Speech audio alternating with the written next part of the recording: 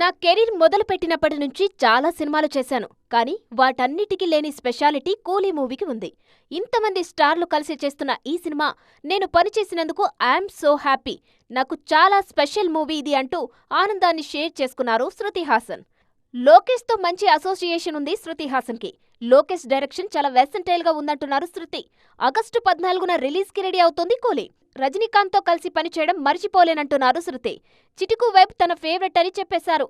అటు వాటూ కోసం కియారా కూడా అంతే ఎగ్జైట్మెంట్తో ఎదురుచూస్తున్నారు. నేనిప్పటిదాకా చేయని చాలా పనులు వాటూలో చేశాను అంటూ ఒకంత ఆనందంతో షేర్ చేసుకుంటున్నారు Kiara. First time silver screen మీద తాను బికినీ వేసుకున్నట్టు చెప్పారు కియారా. యష్ రాజ్ ఫిల్మ్స్ లో పనిచేయడం, హృతిక్ తారక్తో పనిచేయడం ప్రతిదీ కొత్తగా ఉందన్నది కియారా చెప్పిన మాట. ఈ ఏడాది ఆమె నటించిన గేమ్ చేంజర్ ఫ్లాప్ అయింది. పాన్ ఇండియా రేంజ్లో మళ్లీ పాపులర్ కావాలంటే వాటూ సక్సెస్ చాలా కీలకం. అందులోనూ పోస్ట్ డెలివరీ, రీ ఎంట్రీకి ఈ సినిమా సక్సెస్ భలేగా యూజ్ అవుతుందన్నది కియారా వెల్ విషర్స్ అందరూ ఒప్పుకుంటున్నమాట.